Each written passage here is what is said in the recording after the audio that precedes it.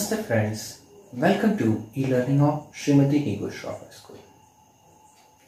Today we are continuing the lesson number 13, that is methods of preserving food.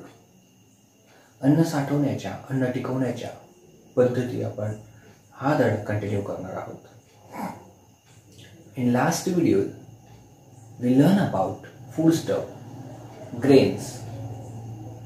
Foodstuff and grains available in various seasons. Different foodstuff, different grains available in a different season. वेगवेगळे foodstuff, अन्न पदार्थ, वेगवेगळे धान्य हे वेगवेगळ्या ऋतूंमध्ये available होतात हे आपण अभ्यासून घेतलं. मग हे नेक्स्ट सीझन पर्यंत आपल्याला अवेलेबल व्हावे, उपलब्ध व्हावे यासाठी आपण त्याला प्रॉपरली स्टोअर करत असतो. That is preserve करत असतो. So in last video I told you please collect some foodstuff, name of the foodstuff, grains those we found in our surrounding, and try to collect the methods how do we preserve it. मी तुम्हाला मागच्या व्हिडिओत एक प्रश्न सांगितला होता की आपण आजूबाजूचे फूडस्टफ बघा, आपल्या घरी असलेले फूडस्टफ बघा, ग्रेन्स बघा आणि ते ग्रेन्स आपण कसे स्टोअर करतो त्याची थोडी माहिती मिळवा. बरं, असो मी काही फूडस्टफ आज घेणार आहोत. Grains for example milk, vegetable, grains, flour, sugar, jaggery. That are the foodstuff we found in our house. हे फूडस्टफ आपल्याला आपल्या घरात दिसून येतात. मग when do we say that, आपण असं केव्हा म्हणू शकतो की फूडस्टफ इज स्पॉइल्ड. हे फूडस्टफ स्पॉइल्ड झालंय. स्पॉइल्ड दॅट इज खराब झालंय, नासलं आहे. It is not good for it. आपण ते खाण्यासाठी योग्य नाही. बरोबर, असं केव्हा म्हणतो. फॉर एक्झाम्पल की मी मिल्क सांगितलं, तर हे जे मिल्क आहे हे मिल्क रेग्युलर मिल्क वेगळं असतं आणि जी स्पॉइल झालेलं मिल्क असतं ते कसं दिसतं, तर ते अशा प्रकारे दिसत असतं. बरोबर. मग याच्यामध्ये त्याचे जे टेक्स्चर असतं, त्याचे टेक्स्चर असतं एक आणि कन्सिस्टन्सी असते. ती टेक्स्चर आणि कन्सिस्टन्सीमध्ये चेंज झालेला असतो मिल्कचा. फॉर एक्झाम्पल की तुम्ही हे जे मिल्क बघत आहात या मिल्कचे जे काही टेक्स्चर म्हणजे हा जो काही रचना, हा जो काही भाग दिसत आहे हा त्याच्यात लंप फॉर्म झालेत. लंप म्हणजे गिठोळी म्हणतो आपण त्याला, किंवा त्याच्यात ते जे मिल्की प्रोडक्ट आहे तो जो भाग आहे तो असा गोळा झाला आहे, गिठोळी तयार झाली आहे. बरोबर. It means we can see that milk is not good for eating. ते आता खाण्यासाठी किंवा ते वापरण्यासाठी चांगलं नाही. बरोबर. हां, अजून काय असतं तर याचं जे टेस्ट असतं ते टेस्ट प्रॉपर नसतं. मिल्कचं टेस्ट आपल्याला प्रॉपर मिळत नाही. बरोबर.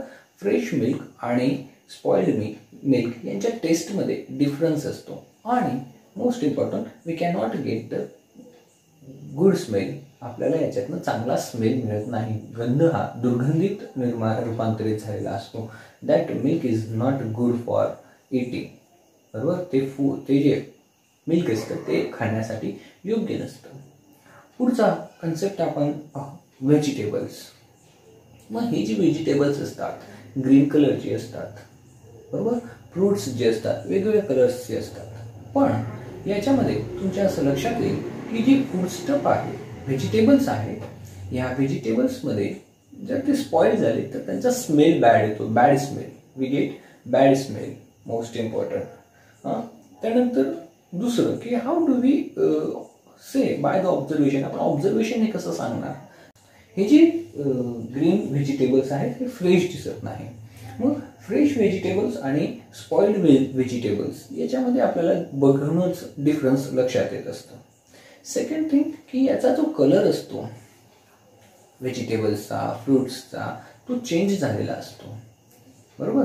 म्हणजे की व्हेजिटेबल्सचा कलर ग्रीन असतो आणि जर ते प्रॉपर नसतील, ते इटेबल नसतील तर त्याचा कलर येलोइश झालेला असतो किंवा फेंट ग्रीन झालेला असतो. येलोइश म्हणजे पिवळसर झालेला असतो किंवा फेंट ग्रीन म्हणजे फिकट हिरवा रंग हा त्यातनं कमी झालेला असतो. हे एक महत्वाचं. आणि आफ्टर ऑल त्याची टेस्टही प्रॉपर येत नसते. That means that vegetables is not good for eating. ते व्हेजिटेबल्स खाण्यासाठी चांगले नाहीत असं आपण म्हणू शकतो. सो नेक्स्ट कन्सेप्ट ग्रेन्स जे आहेत म्हणजे धान्य. मग या धान्यांना स्प्राउट येत असतात. स्प्राउट म्हणजे मोड. जसं की आई मठ बांधून ठेवत असते, ओले करते आणि मग एक दिवस मठ बांधून ठेवते आणि मठ जर बांधून ठेवले तर त्याला स्प्राउटिंग होत असतं, म्हणजे मोड येत असतात. आणि जर ते मोड आलेले मठ परत स्टोअर करायचा प्रयत्न केला तर after some hours it is not good for eating. ते आपल्याला खाण्यासाठी ते योग्य राहणार नाहीत. ओके. काही तासच त्यांना तुम्ही योग्य पद्धतीने काही तासच तुम्ही त्यांना खाण्यासाठी वापरू शकता, नाहीतर मग ते खाण्यासाठी योग्य होऊ शकत नाही. मग असंच जर धान्याला स्प्राउट्स केव्हा होतात तर हे जे धान्य आहेत, हे जे ग्रेन्स आहे, हे ग्रेन्स पाण्याच्या संपर्कात आलं की त्याला स्प्राउट्स येत असतात. सेकंड थिंग की ऑर्डर म्हणजे स्मेल. याचा स्मेल खराब यायला लागत असतो if it is come in the contact of water. ते जर पाण्याच्या संपर्कात आले तर ते धान्याचा दुर्गंध काही काळानंतर दुर्गंध यायला लागत असतो. That is also. त्यानंतर काही ग्रेन्समध्ये व्हाईट डस्ट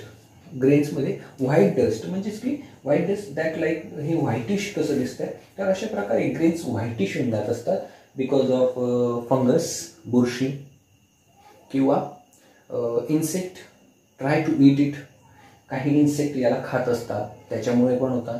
बऱ्याच वेळेस we found some insect inside the grains. आपल्याला ग्रेन्सच्या आतमध्ये इन्सेक्ट दिसतात. मग ते इन्सेक्ट जे असतात त्याला जर खात असतील तर त्यातनं पावडर फॉर्म तयार होत असतं आणि ते पावडर त्या ग्रेन्सला लागत असतं आणि we see that grains looks whitish. ते ग्रेन्स व्हाईटिश दिसायला लागतात.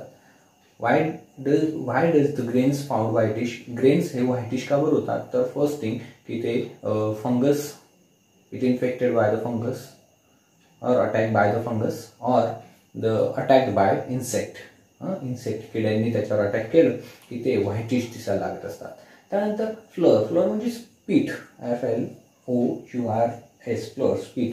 मग पिठामध्ये सुद्धा फ्लोअर्स ऑफ बाजऱ्याचं जे पीठ आहे ते जर तुम्ही मोर दॅन 10-15 डेज तुम्ही ते स्टोअर केलं तर त्याचा जो टेस्ट असतो तो बिटर होऊन जात असतो. बिटर म्हणजे कडू होऊन जात असतो आणि वी कॅनॉट मेक प्रॉपर डो फ्रॉम इट. जर काही जास्त दिवस झाले तर बाजरीचं जे पीठ आहे त्याचा आपण प्रॉपर डो बनवू नाही शकत. डो म्हणजेच पिठाचा कणिक. पिठाचं कणिक आपण त्याला प्रॉपर बनवू शकत नाही आणि मग त्यापासून प्रॉपर भाकरी सुद्धा तयार होणार नाही. So that's way if the taste of that flour will be bitter then we say that flour is not good for eating, good for food. ते अन्न म्हणून ते काही योग्य नाही. मग हे सगळं होत असताना how do we preserve it? आपण याला प्रिझर्व कसं करावं? मग प्रिझर्व कसं करावं? जसं की मिल्क जर आईने घेतलं तर आई काय करते? मिल्क हे गॅसवर असं बॉईल करते, बरोबर. बॉईल केल्यानंतर याला गार करते आणि गार केलं की मग त्याला रेफ्रिजरेटरमध्ये ठेवत असते. Okay. Because with the help of that process we can use that milk or we can preserve that milk up to 10 to 20 hours. 10-20 hours, 24 hours आपण त्याला स्टोअर करू शकत असतो, बरोबर. ह्या प्रोसेसमुळे काय करणं?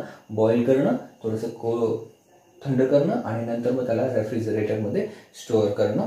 यामुळे आपण त्याला 24 hours स्टोअर करू शकत असतो. मग लाईक दॅट वे आपण व्हेजिटेबल्स म्हणजेच करी भाजी जी म्हणतो आपण, बरोबर, ते आपण या भाजीला सुद्धा आपण अशा रेफ्रिजरेटरमध्ये ठेवून स्टोअर करू शकतो. Next grains. आता हे ग्रेन्स जे आहेत स्टोअर कसे करावे, ग्रेन्स स्टोअर करण्यासाठी एक सोपी आणि सिंपल पद्धत आहे की dried it into the sun heat.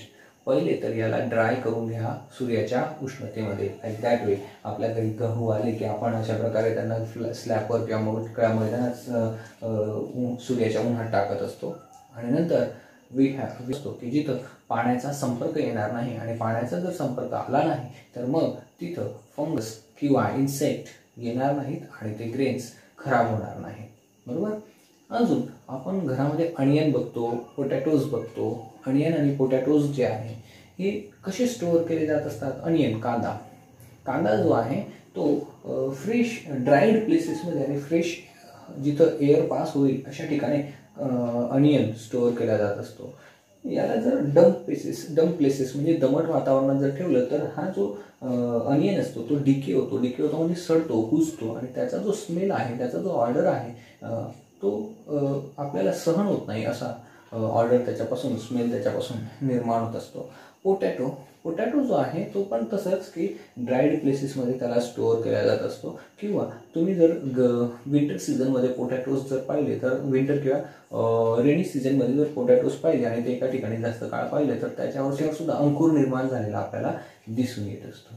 याचा अर्थ असा आहे की त्याला अनियनला आणि पोटॅटोला आपल्याला ड्राय प्लेसेसमध्ये आणि एअर जिथं पास होईल अशा प्लेसेसमध्ये स्टोअर करायचं आहे. ह्या सर्व एक्झाम्पलवरून आपल्याला असं लक्षात आलं असेल की वेगवेगळ्या फूडस्टफ हे वेगवेगळ्या पद्धतीने स्टोअर केले जात असतात. बरोबर. जसे की व्हेजिटेबल्स आहे, मिल्क आहे, रेफ्रिजरेटरमध्ये ठेवतो.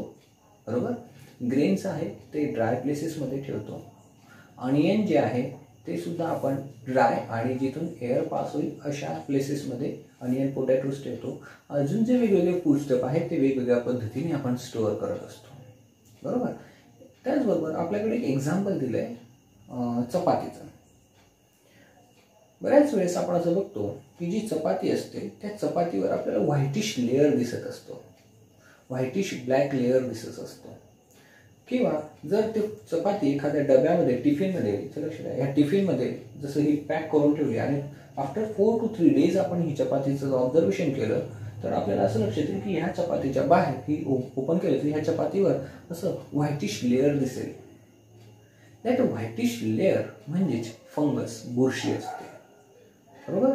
आणि मग ह्या अशा प्रकारचं फूडस्टफ जर आपण खाल्लं तर आपल्याला पॉयझनस इफेक्ट होऊ शकतात. बरोबर. म्हणजेच ही जी चपाती आहे ही चपाती आपल्याला जास्त काळ अशी स्टोअर करता येऊ शकत नाही. किंवा स्टोअर केली तर तिला भाजून स्टोअर करा. भाजून म्हणजेच तिला कडक ड्राईड फ्राय करा आणि मग तिला स्टोअर करा तर ठीक आहे. पण ती ड्राईड फ्राय जरी केलं आणि जर तुम्ही ओल्या वातावरणाच्या संपर्कात जर तिला ठेवला तर आफ्टर 4 to 3 days आपल्याला त्याच्यावर फंगस म्हणजेच बुरशी ही निर्माण झाल्याला दिसून येईल. बरोबर. याचबरोबर आपल्याला असं लक्षात येईल की आपल्या घरामध्ये पिकल्स बनवली जात असतात, जॅम्स बनवली जात असतात. So how do we preserve it for long duration? Yes, pickles preserve for long duration because of salt and oil. Pickles जे आहे हे जास्त ड्युरेशनमध्ये स्टोअर करता येतं, जास्त काळ स्टोअर करता येतं कारण की त्याच्यामध्ये सॉल्ट म्हणजेच मिठाचं प्रमाण आणि ऑइलचं प्रमाण, तेलाचं प्रमाण असतं. बरोबर. जॅम्स जे आहेत हे जॅम्समध्ये शुगर जास्त असतं आणि sugar help to preserve the food for a long duration. Okay. Like that way we can find some foods in our surrounding that we can store for long duration and we have to find out some ingredient because of that food we can store for long duration. आपल्याला असे पदार्थ शोधायचे की long ड्युरेशनसाठी टिकतात आणि ते कसे टिकवता येतात, कोणत्या पदार्थामुळे टिकवता येतात तेही पाहायचं आहे. यानंतर इथं वरच्या बाजूला जी काही तुम्हाला लिंक दिसते ह्या लिंकला टच करायचं आहे आणि तुमच्यासाठी काही क्वेश्चन्स मिळणार आहेत तेही तुम्ही सॉल्व करायचे आहेत. ही ऑनलाईन लिंक आहे. या ऑनलाईन लिंकने तुम्ही क्वेश्चन आन्सर्स चेकही करू शकतात आणि तुमचे आजचा होमवर्क आहे की ऑनलाईन लिंकला टच करा आणि तुमच्या प्रश्नांची उत्तरं द्या. ओके. या व्यतिरिक्त तुम्हाला काही अडचण असतील तर तुम्ही ह्या पेजवर कमेंट बॉक्समध्ये लिहू शकता. बरोबर. व्हिडिओ आवडत असेल तर लाईक करा आणि महत्त्वाचं की अडचण असेल तर विचारा. व्हिडिओज अगेन अँड अगेन बघा, म्हणजे की तुम्हाला ज्या अडचण असतील, डिफिकल्टी असतील त्या सॉल्व्ह होतील. या संबंधित काही प्रश्न या व्हिडिओजच्या खाली आपण दिले तेही सोडवा. Thank you my dear friends.